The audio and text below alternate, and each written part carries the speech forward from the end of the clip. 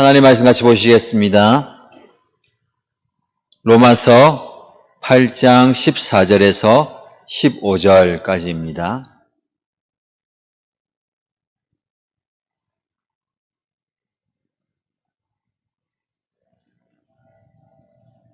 우리 함께 로마서 8장 14절, 15절 말씀을 읽겠습니다. 하나님의 영으로 인도함을 받는 사람은 누구나 다 하나님의 자녀입니다. 여러분은 또다시 두려움에 빠뜨리는 종살이의 영을 받은 것이 아니라 자녀로 삼으시는 영을 받았습니다. 그래서 우리는 그 영으로 하나님을 아빠, 아버지라고 부릅니다. 아멘. 네, 수요일 저녁에 말씀의 자리, 은혜의 자리, 기도의 자리 오신 여러분들 환영합니다. 오늘 로마서 8장 14절, 15절 말씀을 읽었습니다. 수요일마다 복음의 초기화라는 주제로 말씀을 함께 살펴봅니다. 지난주까지 복음이 무엇이며 어떻게 복음으로 무장되고 복음의 능력으로 살아갈 것인가를 함께 나누었는데, 오늘은 하나님의 아들됨이라는 제목으로 말씀을 함께 살펴보겠습니다. 저와 여러분은 복음으로 새로운 삶을 선물로 받았습니다. 더 나아가서 우리는 그 복음을 통해서 우리의 삶과 존재 자체가 변화되었습니다. 로마서 8장에 우리가 읽은 본문의 말씀을 보시면 저와 여러분들을 하나님의 자녀라고 말씀합니다. 개역 개정에는 하나님의 아들이라고 선언합니다. 하나님의 아들, 하나님의 자녀가 우리의 존재입니다. 그래서 복음을 받은 사람들은 복음으로 산다는 것은 우리의 변화된 존재로 살아가는 걸 말하는 거예요. 전에는 하나님의 자녀, 하나님의 아들이 아니었습니다. 그런데 복음을 통해서 하나님의 아들이 되었다라고 말씀하는 거예요. 하나님과 우리는 아버지와 아들의 관계가 됩니다. 우리는 이 관계 안에서 살아야 합니다. 그래서 관계가 굉장히 중요합니다. 왜냐하면 관계 안에서 우리의 정체성이 발견되기 때문에 그래요. 지난주에 담임 목사님 말씀하셨죠. 우리의 직분, 우리의 하는 일, 그게 우리의 존재, 정체성이 아니에요. 많은 사람들이 착각합니다. 내 직분이 무엇이고 내 직함이 무엇인가로 존재를 생각해요. 또 남이 나를 부르는 것에 대해서 나를 아버지라고 부르면, 나를 사장님이라고 부르고 선생님이라고 부르고 목사님이라고 부르면 내가 아버지인 것 같고 선생님 같고 목사인 것 같아요. 사장님인 것 같아요. 그런데 그런 존재가 아니에요. 우리의 정체성이 아닙니다. 단지 우리 안에 있는 존재와 정체성을 표현하고 살아가는 여러 방식 중에 한 가지예요. 진짜 우리의 정체성은 하나님과의 관계 안에서 드러납니다. 이게 하나님과 우리와의 관계도 중요하고요. 사람들과의 관계도 중요합니다. 아까 아버지라는 표현을 했는데, 제가 아버지라면 저희 가정에 제 자녀들과의 관계 속에서 아버지가 되는 거예요. 다른 사람과의 관계 속에는 제가 아버지가 될 수 없습니다. 그런데 나는 아버지지만 제 부모님과의 관계 속에서는 제가 아들이 되는 거예요. 하나님과의 관계도 마찬가지입니다. 우리의 정체성을 제대로 알아야 되는데, 우리의 정체성은 하나님과의 관계 속에서 발견이 돼요. 그래서 우리는 신앙생활이 무엇인가 할 때에, 신앙이라는 것은 하나님 안에서 내가 누구인가를 발견하는 것이다 라고 정의를 내리면 되는 거예요. 우리 신앙하면 떠오르는 게 다 다를 거예요. 신앙생활하면 어떤 분들이 예배를 생각할 수도 있고요. 기도하는 거, 봉사하는 거, 섬기는 거 생각할 수 있는데 그것은 신앙생활이라고 우리가 표현하는 신앙의 여러 단면들이고요. 진짜 신앙이라는 것은, 믿음이라는 것은 하나님 안에서 내가 누구인가를 발견해 나가는 과정이에요. 그래서 그 과정 속에 예배가 있고, 기도가 있고, 찬양이 있고, 교제와 훈련과 봉사, 소위 말하는 우리 교회에서 하는 여러 가지 방법, 수단이 있다는 거예요. 그래서 우리는 끊임없이 여러 이 방법을 통해서 하나님 앞에 내가 누구인가를 발견해야 됩니다. 찬양을 좀 전에 했잖아요. 찬양을 통해서 우리의 감정이 위로받고 회복되고 힘을 얻고 또 은혜 받는 것도 중요하지만 찬양의 가사와 찬양의 행위를 통해서 하나님 앞에 내가 누구인가를 고백하는 거예요. 하나님이 누구신가를 고백하고 하나님 앞에 내가 누군가를 고백하고 하나님이 나에게 어떤 일을 행하신가를 고백하는 그 과정을 통해서 나를 알아가는 겁니다. 말씀 묵상과 큐티와 설교를 듣는 것도 마찬가지예요. 하나님이 누구신가를 발견하면서 그 하나님이 나에게 어떤 일을 행하셨는가, 그리고 나는 하나님과 어떤 관계인가를 깨달아가는 과정이라고 보시면 됩니다. 자, 우리가 로마서를 읽었는데요. 구약의 말씀이 많이 있고 이제 신약으로 넘어왔잖아요. 구약에 보면 하나님의 아들이라는 개념은 거의 안 나와요. 창세기에 하나님의 아들들이 사람들을 취했다는 표현이 나오고, 근데 그 뒤에 또 이제 말씀을 드리겠지만 하나님의 백성이라는 표현들이 많이 나옵니다. 예. 하나님은 이스라엘 백성들을 선택하셔서 하나님의 백성으로 삼으셨어요. 그걸 하나님이 언약을 맺으셨다고 합니다. 하나님이 아담과 언약을 맺으시고 이후에 아브라함과 언약을 맺으시고 다윗과 언약을 맺으시고 전체적으로는 이스라엘 백성들과 언약을 맺으시는데 그 언약의 핵심이 뭐냐면 하나님과 이스라엘 백성들의 관계를 말하는 거예요. 하나님은 이스라엘 백성들의 하나님이 되고 이스라엘 백성들은 하나님의 백성이 되는 거예요. 그 관계는 하나님이 맺어주셨고 그 관계를 끊을 수가 없습니다. 그래서 하나님은 하나님으로서의 책임을 다하세요. 의무를 다하시고 하나님 이스라엘 백성들을 사랑하고 보호해 주시고 은혜를 베풀어 주시고 이스라엘 백성들이 하나님을 향해서 하나님을 예배하고 마찬가지로 사랑하고 섬기고 순종하는 그 관계 속에서 이스라엘 백성들은 하나님의 백성됨을 드러내는 거예요. 그런데 하나님께서 구약에 보면 하나님의 백성에서 하나님의 자녀로 바꿔 부르는 장면이 나와요. 호세아서 말씀해 보면 호세아가 예언자인데 이 호세아는 특별한 예언을 전합니다. 구약의 많은 예언자들이 이스라엘 백성들이 하나님과의 바른 관계를 얘기하면서 그 관계를 떠나버릴 때에 이스라엘 백성들이 하나님 앞에 심판당하게 될 것이다. 너희는 하나님 앞에 멸망받을 것이다를 예언합니다. 그게 단순한 예언이 멸망으로 끝나는 게 아니라 그 멸망에 대한 예언에는 뭐가 있다고요? 돌이킴, 회복이 있어요.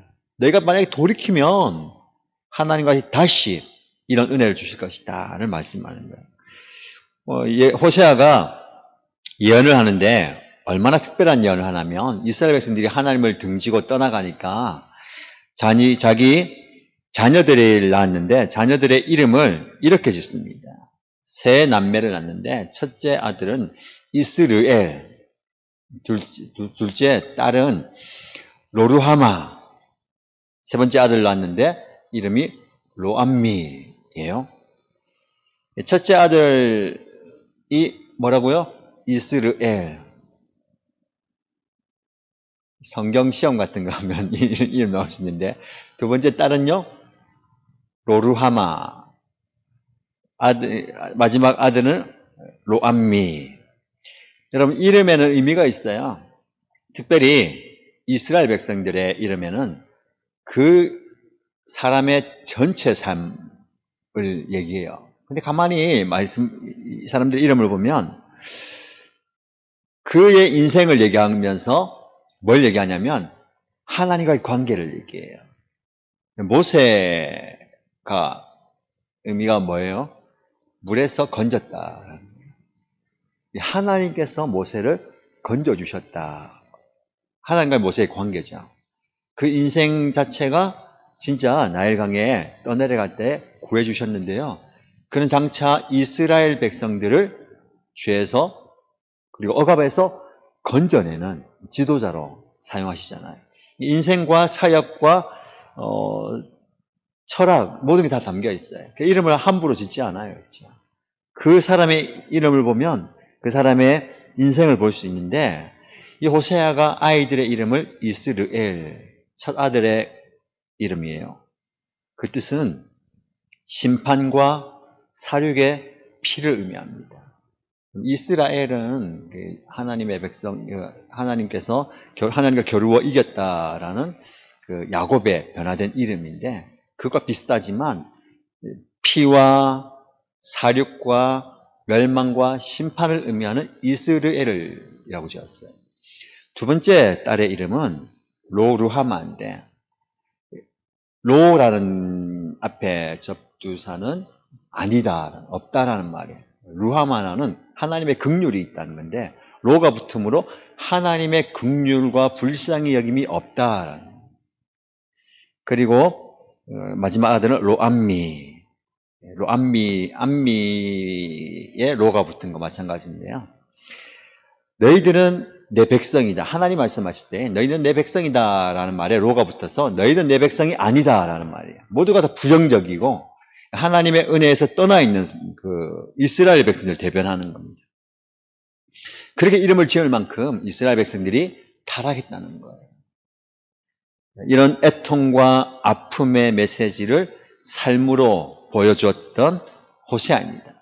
그런데 그렇게 아픔과 괴로움과 슬픔을 선언하지만 결과적으로는 하나님께서 이스라엘 백성들을 사랑하셔서 회복시켜 주신다라고 말씀하세요.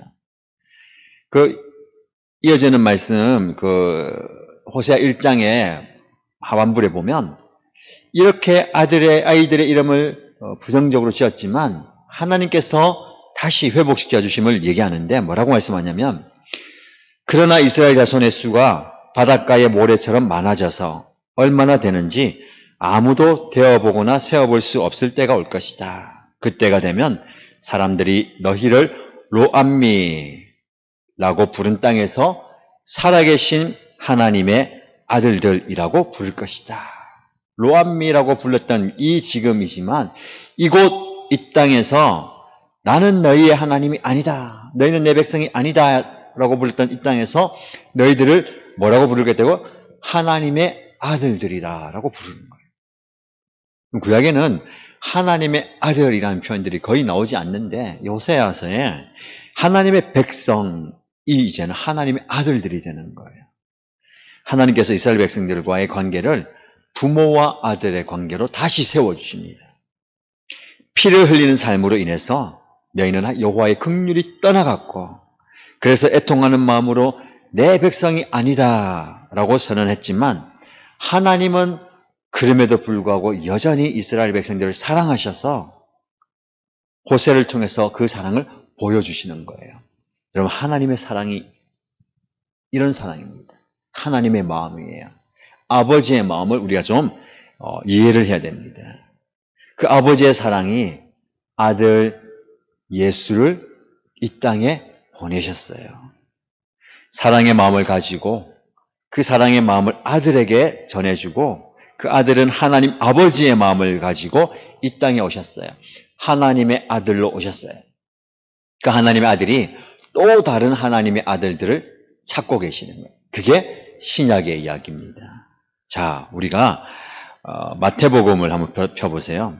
오늘 마태복음 전체에 몇 구절을 좀 찾으면서 하나님의 아들됨에 대해서 살펴보겠습니다. 마태복음 4장을 보십시오. 하나님의 아들로 이 땅에 오셨어요, 예수님이.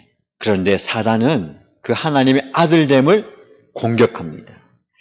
예수님께서 이제 40일 금식을 하시고 공생애를 시작하시면서 마태복음 4장에 사단으로부터 시험을 당하시는 장면이 나옵니다. 3번의 시험을 당하시는데 이 세 번의 시험 중에 2번의 시험이 예수님의 정체성에 대한 시험이에요.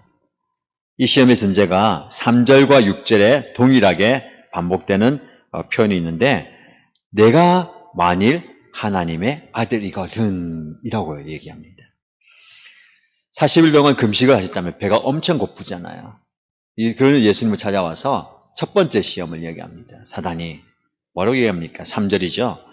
네가 만약 하나님의 아들이라면 자, 이 광야에 있는 이 많은 돌을 떡으로 만들어서 먹어라 라고 얘기합니다. 그리고 이어서 두 번째 예수님을 성전 꼭대기에 세우고 네가 하나님의 아들이라면 여기서 뛰어내려봐라. 그러면 다치지도 않고 죽지도 않고 안전하게 하나님이 천사를 보내서 널 도와줄 거 아니냐. 하나님의 아들이라면 이란 전제로 시험합니다. 두 가지 시험이에요. 돌로 떡을 만드는 기적, 성전 꼭대기에서 뛰어내려보라 라는 기적. 이 기적을 보여보라는 거죠. 여러분 사단은 이렇게 예수님을 시험합니다. 어떤 시험인 것 같아요? 여기서 떡을 만들라는 것은요. 우리가 지금 떡이라고 번역을 했는데 왜 떡이 아니죠? 빵. 우리는 밥이에요. 밥. 우리 주식을 말하는 겁니다. 이스라엘 사람들이 밥을 먹지 않잖아요. 떡 먹는 게 아니라 빵이 주식이라면 우리의 주식은 밥이라는 거예요. 쉽게 말해서 돌 가지고 보면서 밥하고 국하고 반찬 만들어 먹으라라는 거예요. 이 시험이 무슨 시험입니까? 가장 삶의 기본, 먹는 시험이에요. 먹는 거. 이게 첫 번째 시험이고 두 번째 뛰어내리라는 뭡니까? 안전에 대한 시험이에요. 지켜줄 거 아니냐. 이 두 가지 시험은 진짜 삶의 기본적인 겁니다. 이게 없으면 우리는 살 수가 없어요. 먹을 게 없으면 살 수 없고 안전에 대한 보장이 없으면 살 수가 없습니다. 가장 기본적인 것을 시험하는 거예요. 예수님이 시험을 어떻게 이기셨습니까? 우리가 결과적으로 보면 당연히 말씀으로 이기셨다는 것을 알고 믿고 있잖아요. 근데 그 사이에 우리가 좀 고민을 해볼 것은 과연 예수님이 떡을 만들으려 했는데 그래? 내가 한번 보여줄게 하고 완전한 불패상을 차려놓고 봤지? 이래 하거나 하나님이 성전에서 그냥 예수님이 성전에서 맨몸으로 뛰어내려가지고 안전하게 도착하면서 봐라 내가 하나님의 아들이다. 이렇게 한다면 사단에게 시험을 지는 걸까요? 사단이 말하는 것에 대해서 넘어가든 넘어가지 않든 예수님은 하나님의 아들이시라는 것은 변함이 없습니다. 그렇죠? 왜 이것을 기록하고 우리에게 하나님께서 보여주시냐면 예수님이 당하신 그 시험을 우리가 여전히 당하고 겪는다는 거예요. 우리를 위해서 이 말씀을 기록하셨습니다. 왜냐하면 우리가 그런 시험을 당하게 되고 예수를 잘 믿다가도 신앙이 좋다고 하다가도 이 시험 때문에 우리는 고통당하고 어려움 당하기 때문에 그렇습니다. 왜 그럴까요? 우리는 기적을 바라지만 기적이 모든 것을 해결하지 않기 때문에 그렇습니다. 예수님이 기적을 행하셨잖아요. 얼마나 많은 기적을 행하셨습니까? 물고기 2마리와 떡 5개로 5,000명이 더 되는 사람들을 먹이신 것은 예수님이 행하신 기적 중에 아주 작은 기적으로 칠 만큼 많은 기적을 행하셨어요. 심지어 죽은 사람도 살리셨잖아요. 여러분이 이 기적을 보게 되는데 예수님이 행하신 이 많은 기적들을 보면 놀랍기도 하고 대단합니다. 그런데 그 당시의 사람들이 그것을 눈으로 경험하고 몸으로 체험했는데 그들이 다 예수님을 믿었을까요? 아니죠. 그것을 본 사람들도 놀라기도 하고 황당하기도 하고 당황했지만 다 믿지 않았어요. 그리고 예수님을 오히려 핍박하고 또 예수님을 등지는 사람들이 많았습니다. 기적이 우리의 믿음을 보증한다 말할 수가 없거든요. 누가 뭐라고 해도 예수님은 하나님의 아들입니다. 마태, 마가, 누가, 요한, 이 복음서 저자들이 예수님의 일대기를 다양한 관점에서 여러 가지 사건을 여러 가지 관점에서 쓴 이유가 뭐냐면 예수님이 하나님의 아들이시다라는 것을 증명하는 거예요. 참된 하나님의 아들됨의 증거가 이 복음서에 있습니다. 우리 마태복음을 조금씩 살펴볼 텐데요. 마태가 기록한 예수님의 시험 이야기, 여기서는 진정한 하나님의 아들됨을 무엇으로 증명하는가를 말하는 거예요. 기적으로, 놀라운 이적으로 예수님이 하나님의 아들 되신다는 것을 증명하는 게 아니다라는 말씀입니다. 왜냐하면 이런 기적은요, 가짜들도 행할 수 있기 때문에 그렇습니다. 예수님만이 아니라 이 가짜들도 이런 기적을 행할 수 있기 때문에 그래요.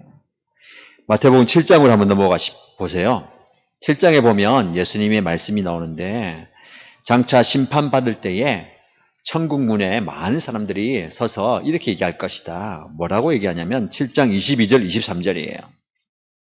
그날에 많은 사람이 나에게 말하기를 주님, 주님, 우리가 주님의 이름으로 예언도 하고 주님의 이름으로 귀신도 쫓아내고 또 주님의 이름으로 많은 기적을 행하지 않았습니까? 이런 일들을 행했다는 거예요. 그때에 예수님께서 그들에게 뭐라고 얘기하느냐? 나는 너희를 도무지 알지 못한다. 불법을 행하는 자들아 내게서 물러가라.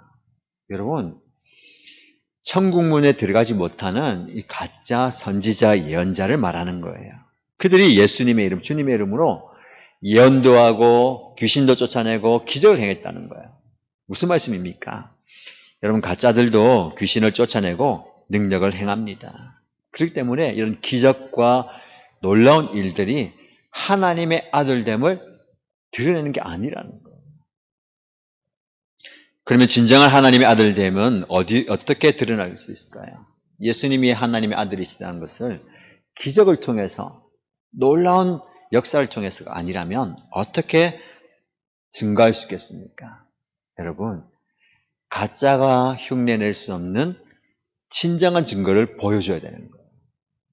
기적도 하는, 귀신도 쫓아내고 예언도 하는, 흉내낼 수 있는 게 아니라 어느 누구도 흉내낼 수 없는 진짜 증거가 있어야 되는 거예요.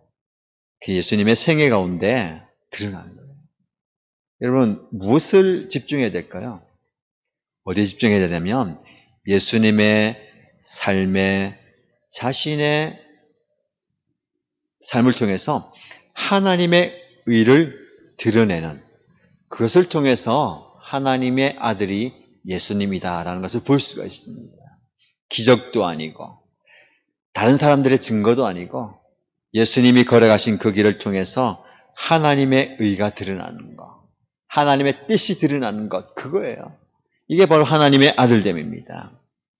예수님은 한번 눈 감고 한번 질끈하고 기적을 행할 수 있어요. 그리고 모든 것들을 바꿀 수 있습니다. 그러나 그렇게 하지 않으시고 예수님은 고난의 길, 아픔의 길, 멸시와 천대의 길을 걸어가시면서 하나님의 뜻을, 하나님의 의를 이루어 가셨습니다. 이게 바로 예수님이 하나님의 아들이시다라는 증거예요. 여기 집중해야 됩니다. 근데 우리 많은 사람들은 그것보다는 눈에 보이는 놀라운 기적들, 표적들, 이적들을 말하는 거예요. 예수님의 삶이 어떻습니까? 계속해서 낮아지고 희생하고 결국은 어떻습니까? 쪼그러들다, 퍼주다, 나중에는 사라져버리는 삶이었어요. 누구 하나 원치 않는 삶입니다. 그런데 그런 삶을 사셨어요. 그러면서 우리에게도 이런 삶이 바로 하나님의 아들됨의 삶이다라고 말씀합니다. 여러분, 예수님이 시험을 당하셨다 했는데 우리도 마찬가지로 많은 시험을 당해요. 우리가 당하는 시험, 어떤 시험이 있을까요? 여러 가지 시험 중에 우리가 가장 당하기 쉬운 시험은 뭐냐면 우리가 돈 많이 벌어서 건강해서 성공해서 잘 되어서 하나님의 아들됨을 증거하고 싶은 마음입니다. 즉 예수님이 자 한번 봐라, 많은 사람 앞에서 먹을 것을 만들어내고 기적을 보여주고 내가 성공하고 많은 사람들이 따라주고 우리를 보고 존경하는 삶을 통해서 봐, 내가 하나님의 아들이지. 사단이 시험했던 그 시험을 우리에게 하는 거예요. 네가 성공하면, 네가 잘 되면, 네가 완전히 힘과 권력과 돈과 많은 것을 가지면 하나님의 아들이다라는 것을 시험하는 거예요. 여러분, 이게 바로 사단이 우리에게 주는 시험이에요. 여러분 생각해 보세요. 잘 되면, 성공하면, 멋진 자리, 높은 자리에 가면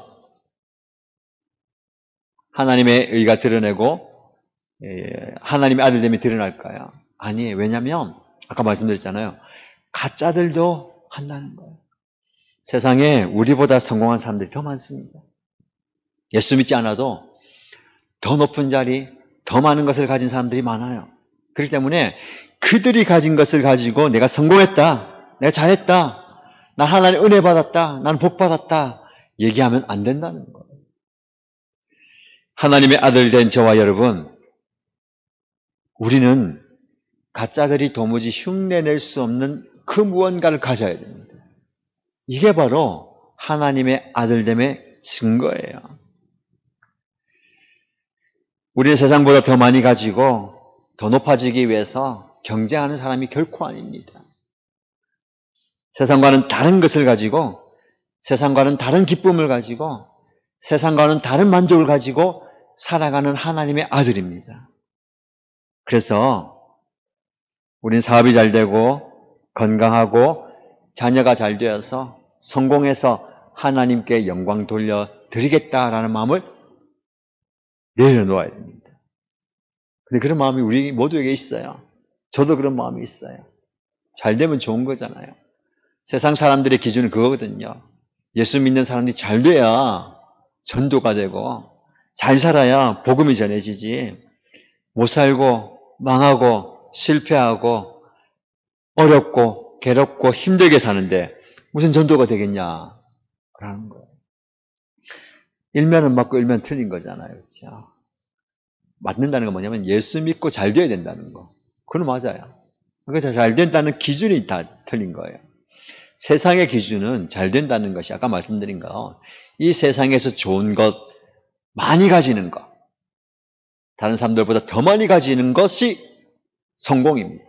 건강도 많아야 되고 돈도 많아야 되고 내 만족과 행복도 많아야 되는 것, 그게 성공이고 그렇게 되는 것이 복이다라고 생각하지만 그렇지 않다는 것이죠. 생각을 바꿔야 됩니다.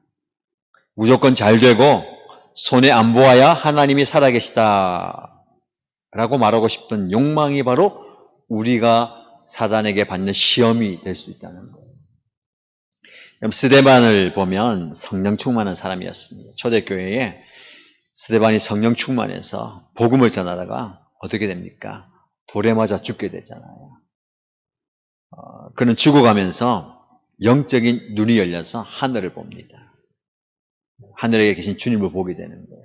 그래서 그가 고백을 하는데 뭐라고 고백하냐면, 주 예수님, 내 영혼을 받아주십시오 라고 소리 지르고 부르짖습니다. 그리고 무릎을 꿇고 큰 소리로 주님, 이 죄를 저 사람들에게 돌리지 마십시오 하고 외칩니다. 그리고 이 말을 하고 스데반은 잠들었다라고 사도행전 7장에 기록하고 있습니다. 스데반의 마지막 죽음이에요. 복음을 전하다가 예수를 잘 믿다가 성령 충만한 이 스데반에게 있어야 할, 일어나야 할 기적이 뭘까요? 우리는 그에게 필요한 기적은 돌에 맞아도 죽지 않는 것, 피를 흘리고 아파도 깨끗하게 나와서 다시 일어나는 것, 이게 기적이라고 생각합니다. 많은 사람들이 그런 것을 기적이라고 보고 기적을 기대해요. 그러나 스데반은 그렇게 기적이 일어나지 않았어요. 진짜 기적이 무엇일까요? 돌에 맞아서 죽어가면서도 자기를 죽이는 그들을 용서하고 그들을 위해서 기도하고 편안하게 잠자듯이 하나님의 부름을 받는, 이게 기적입니다. 어떻게 그렇게 살 수 있을까요? 이게 진정한 기적이에요. 그리고 이런 모습이 바로 하나님의 아들됨의 증거입니다. 순교자 주기철 목사님을 아시죠? 일제 치하에 신사 참배를 반대하고 신앙의 정절을 지키다가 형무소에서 죽음을 맞이했는데요.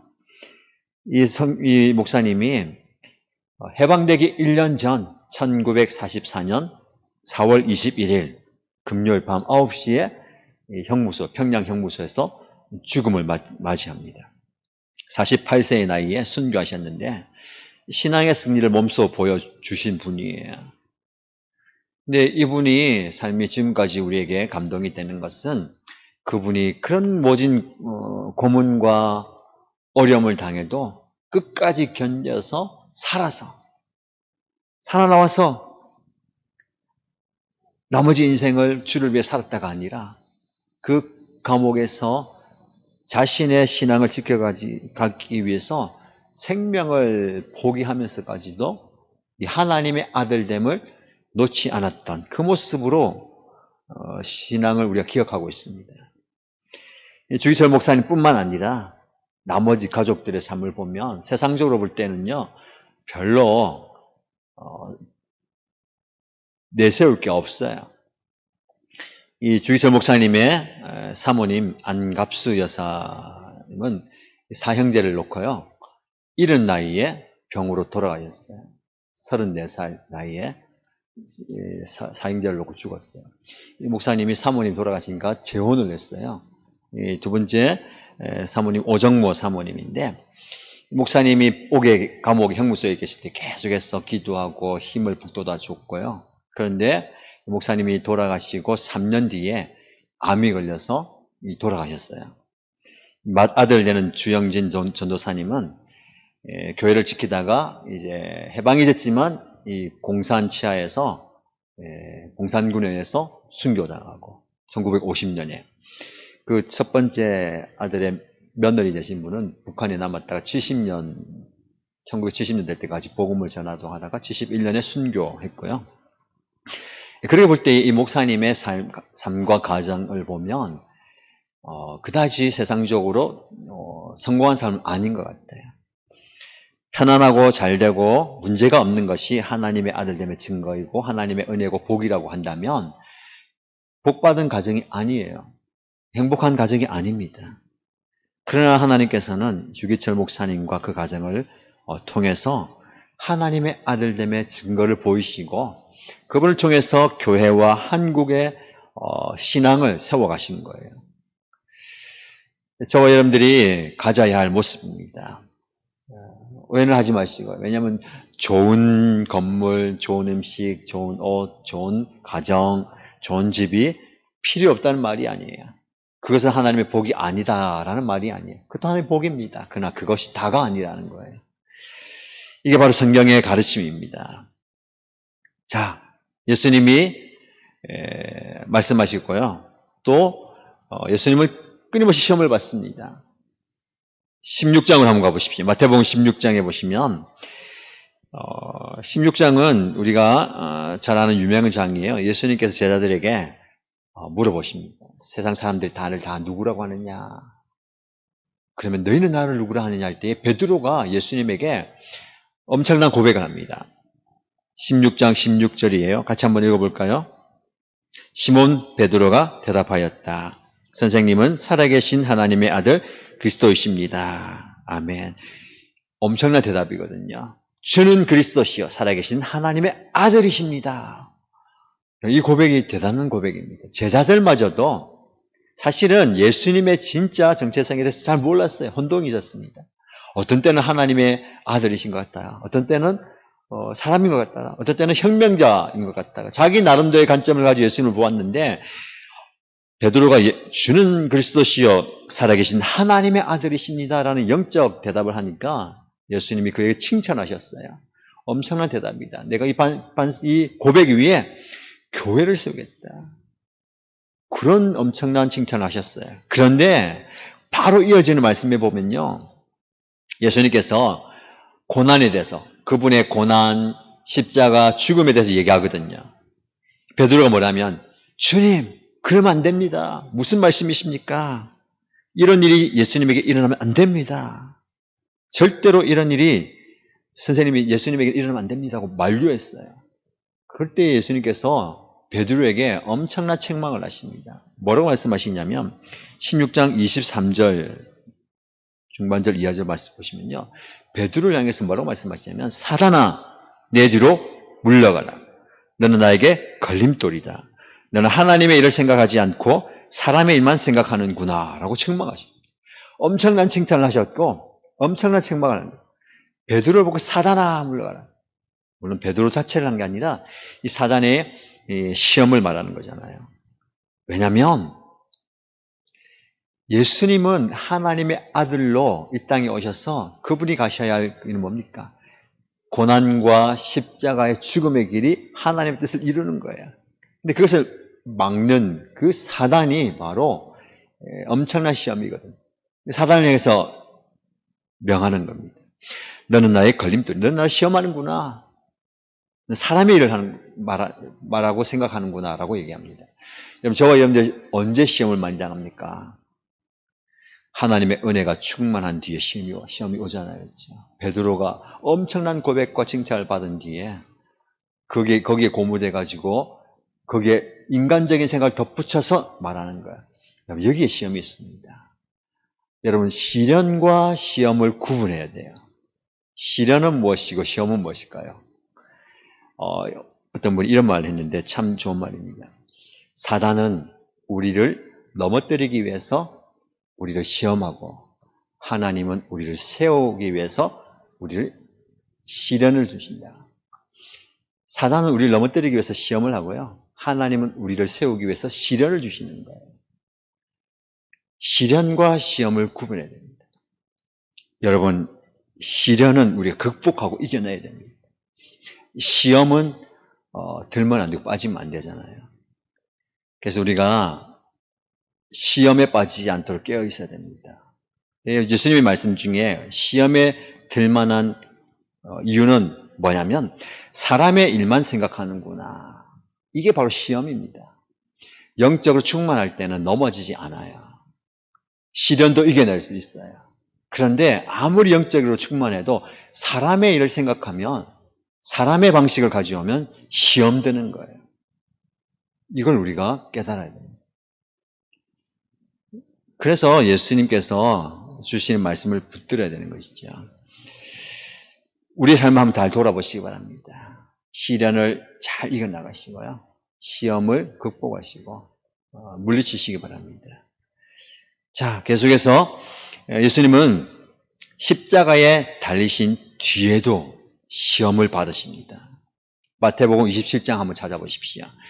예수님은 이 모든 시험을 이겨내시고 끝까지 순종하면서 십자가를 지셨어요. 그 과정이 쉬운 게 아니었습니다. 겟세마네 기도에서 피땀을 흘리면서 하나님의 뜻을 구하는 기도를 하시고 십자가를 지셨어요. 근데 십자가에 달린 그 순간에도 사단은 시험합니다. 뭐라고 시험하느냐? 40절 말씀 보십시오. 40절 말씀에 사람들이 비방하고 유혹하고 멸시하면서 시험하는데 네가 하나님의 아들이거든 너나 구원하여라. 십자가에서 내려와 보아라. 여기서 마찬가지죠. 똑같이 네가 하나님의 아들이라면 십자가에서 내려와 보라 라고 말씀합니다. 이게 예수님을 향한 십자가 위에서의 시험입니다. 사단은 그런 기적을 한번 보여보라는 거예요. 예수님이 사역을 시작하는 그 순간, 예수님이 사역을 마무리하는 그 순간까지도 네가 하나님의 아들이라면 한번 멋지게 이런 기적을 보여보라. 이런 일을 해보라 라고 이야기합니다. 예수님은 그 모든 사단의 시험을 물리치시고 묵묵하게 하나님의 아들로서의 그 길을 가셨어요. 여러분, 이 예수님이 걸어가신 이 길이 저와 여러분의 신앙의 길이 되기를 축복합니다. 무엇이 성공입니까? 많은 사람들이 성공 컴플렉스에 걸려 있습니다. 한국 사람은 더 그래요. 하나님의 복을 많이 받아서 우리나라가 단기간에, 짧은 기간에 진짜 잘 살게 됐잖아요. 그렇죠?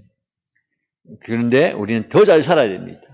신앙인마저도 뭐 어떻게 생각하냐면 내가 이 세상에 살면서 다른 사람들보다 더 많이 가져야 내가 복받았다 생각하는 거예요.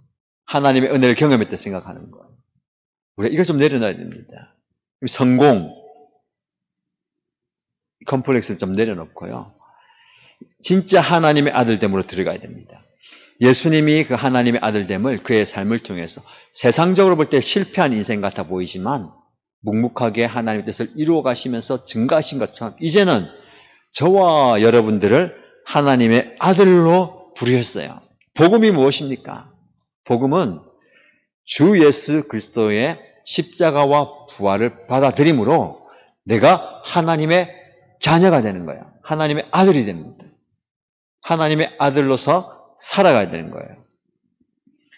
여러분, 많이 가지는 것이 아니라 세상과 다른 것을 가져야 됩니다. 이게 복음입니다. 세상과 다른 것을 가진 것. 그래서 세상 사람과 다른 방식으로 생각하고요. 세상 사람들과 다른 방식으로 살아가야 됩니다. 이게 우리의 삶이에요. 제가 아까 주기철 목사님 말씀드렸는데 주기철 목사님이 순교한 뒤에 우리나라는 곧 해방이 되었어요. 이런 거 보면 참 안타깝잖아요. 그렇죠? 1년만 더 견뎠으면은 또 큰 일을 하실 수 있을 텐데 안타깝게도 평양하고 북쪽은 이 김일성 정권으로 공산화가 되었잖아요. 아버지를 여의고 이제 어머니, 사모님하고 있는데 이 사모님이 아까 말씀드린 것처럼 목사님 돌아가시 3년 뒤에 유방암이 생겨서 병원에서 이제 진찰받고 수술을 받는데 장기래 박사님이 수술을 했는데요. 너무 늦어서 손을 쓸 수가 없는 거예요. 그래서 막내 아들 광조를 불러서 이제 준비해라. 아버지도 떠나보내고 어머니도 이제 떠나보내고 죽음을 준비하라는 그러니까 아들이 너무 이제 속상하고 힘드니까 괴로워한 거예요. 그래서 병석에서 어머니를 지키고 있는데 어느 날 인민군 몇 명이 이제 집을 찾아왔습니다. 와서 이제 찾아보더니 뭘 가지고 온 거예요. 뭐냐고 봤더니 북한 돈하고 이제 지주들에게 뺏은 땅과 집 문서를 가지고 그리고 김일성 표창장을 가지고 온 거예요. 주기철 목사님이 이제 항일 운동을 했기 때문에 상을 내린다고 했어요. 이 아들 이제 주광조였죠. 이제 그분이 마음속으로 이제 어머니도 가세도 기울고 이렇게 힘든데 이거라도 받아서 이제 좀 가문을 일으켜야 되겠다, 좀 도움이 되겠다 생각하는데 병상에 누워있던 어머니가 그 얘기를 듣고 무슨 힘이 났는지 일어나면서 이렇게 소리 지르더래요. 우리 목사님이 이런 거 받으려고 순교한 게 아니다 하면서 그걸 내동댕이 쳤답니다. 인민군이 돌아간 뒤에 사모님에게 이제 섭섭한 마음을 이제 표현을 하는데 어머니가 아들을 부르더니 내가 이걸 내 유산으로 주겠다. 내게 줄 유산은 따로 있다면서 시편 말씀을 이제 읽어주는 거예요. 시편 37편 25절 26절 말씀인데 나는 젊어서나 늙어서나 의인이 버림받는 것과 그의 자손이 구걸하는 것을 보지 못하였다. 그런 사람은 언제나 은혜를 베풀고 꾸어주면서 살아가니 그의 자손은 큰 복을 받는다. 이 말씀을 읽어주면서 이게 너에게 주는 유산이다 하면서 말씀을 읽어주는 거예요. 여러분 참으로 세상과 다른 유산을 우리가 받았습니다. 세상에서는 줄 수 없고 가질 수 없는 우리가 이 유산을 우리의 후손들에게 물려줘야 되는 거예요. 이 대한민국에 그런 아름다운 신앙의 유산이 흘러가고 있음을 믿으시기 바랍니다. 이제 하나님께서 그 가정에 복을 주셔야 되잖아요. 아버지가 그렇게 순교하시고 어머니가 신앙을 지켜나갔는데 큰아들도 순교하고 죽고 했는데 이 막내 아들 주광조 장로님이 뭐 잘 되었다는 얘기는 뭐 따로 드리지 않겠습니다. 이분이 끝까지 신앙의 순교 신앙을 전파하고 또 하나님의 부름 받을 때까지 극동방송도 부사장으로 일하고 또 복음을 전하고 하셨는데요. 마지막 이야기를 하면서 말씀을 마무리하겠습니다. 이 아들 주광조 장로님의 시선으로 본 아버지의 죽음 그날을 이제 기록한 기록을 제가 읽어드리면 아버지가 돌아가시기 하루 전 1944년 4월 20일 평양 형무소 소장으로부터 급한 전갈이 가족들에게 왔습니다. 아버지가 위독하여 퇴소시킬 때니 모시고 가서 평양 기독병원에서 입원해서 치료받는 것이 좋겠다라는 내용이었습니다. 어머니는 그 편지를 읽고 난 후 아버지가 위독하신 것 같으니 우리 모두 하루 금식기도 하자고 말씀하셨고, 그 다음 날인 1944년 4월 21일 투옥된 지 7년 만에 형무소 소장의 특별 주선에 의해서 어머니 혼자 마지막 면회가 이루어졌습니다. 형무소 소장이 면회 후에 곧 병보석으로 풀어줄 테니 평양 기독병원에 입원해서 치료받으라 라는 말만 되풀이했습니다.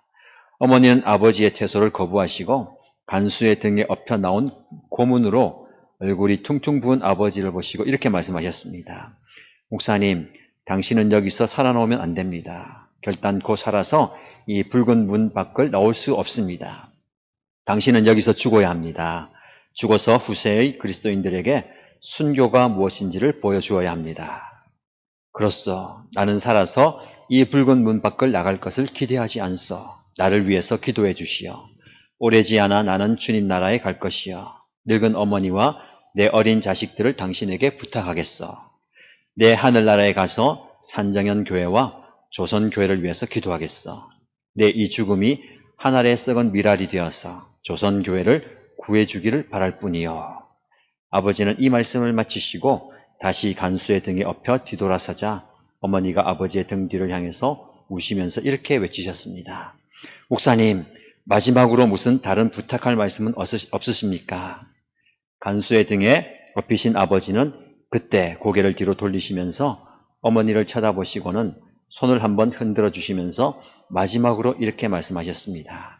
여보, 나 따뜻한 숭늉 한 사발 좀 먹어보았으면. 이것이 아버지가 살아서 하셨던 마지막 말씀이 되었으며 어머니와의 면회가 있고 난 5시간 후인 1944년 4월 21일 금요일 밤 9시에 순교하셨습니다. 그럼 주기철 목사님은 누구도 흉내내기 힘든 하나님의 아들됨을 입증하기 위해서 고난의 길을 마다하지 않았습니다. 우리가 이런 목숨을 내어놓는 그 자리까지는 안 간다 하더라도 진정한 하나님의 아들됨이 무엇인지를 알고 그것을 따르는 그리스도인들이 오늘 우리의 교회를 바로 세우고 하나님의 나라를 세워가고 하나님의 이름을 존귀하게 하는 거예요. 예수님에게는 돌로 떡을 만드는 것, 그리고 성전 꼭대기에서 뛰어내리는 것, 십자가에서 내려오는 것, 왜 못하시겠습니까? 그보다 더한 일을 통해서 사람들에게 놀라고 위대한 일을 보여줄 수 있지만 그것이 믿음을 일으키지 못했어요. 결국 죽어주신 것처럼 하나님의 아들됨을 죽어주심으로 증거한 것처럼 우리에게 필요한 것은 무엇입니까? 세상이 주는 것들을 바라보지 마시고요. 세상과 다른 것 같기를 소망하십시오. 하나님은 세상에서 좋은 것을 주는 분이 아닙니다. 하나님 저와 여러분에게 세상이 줄 수 없는 것, 세상과는 다른 것을 주시는 분입니다. 이것을 소유한 저와 여러분입니다. 이것을 간직한 저와 여러분, 이게 복음입니다. 이 복음을 받아 누리는 하나님의 아들이심을 기억하시고 하나님의 아들됨을 놓치지 마시고 하나님의 아들로 살아가는 저와 여러분 되시기를 축복합니다. 말씀을 기억하면서 함께 기도하십시다. 우리 예수님께서 우리에게 하나님의 아들됨을 보여주신 것, 이것이 복음입니다. 저와 여러분들도 이제는 하나님의 아들됨을 만방에 드러내야 됩니다. 제가 무슨 능력이 있습니까? 제가 무슨 힘이 있습니까? 하나님 함께 하는 것이 필요합니다. 하나님, 제가 하나님의 아들입니다. 하나님의 자녀입니다. 하나님의 아들됨을 내 삶을 통해서 드러난 내 모습 되게 하여 주옵소서. 제가 말씀 드린 것처럼 하나님은 우리에게 세상에 좋은 것을 주는 분이 아니라 세상에 줄 수 없는 것을 주는 분입니다. 세상과는 다른 것을 주는 분이십니다. 그것을 내가 간직한 그것을 기억하게 하시고 그래서 깨닫게 해달라고 하나님 그것을 깨닫고 살아간 내 삶 인생 기도로 말씀을 기억하며 결단하는 기도 하나님께 올려드리는 기도를 함께 드리도록 하겠습니다.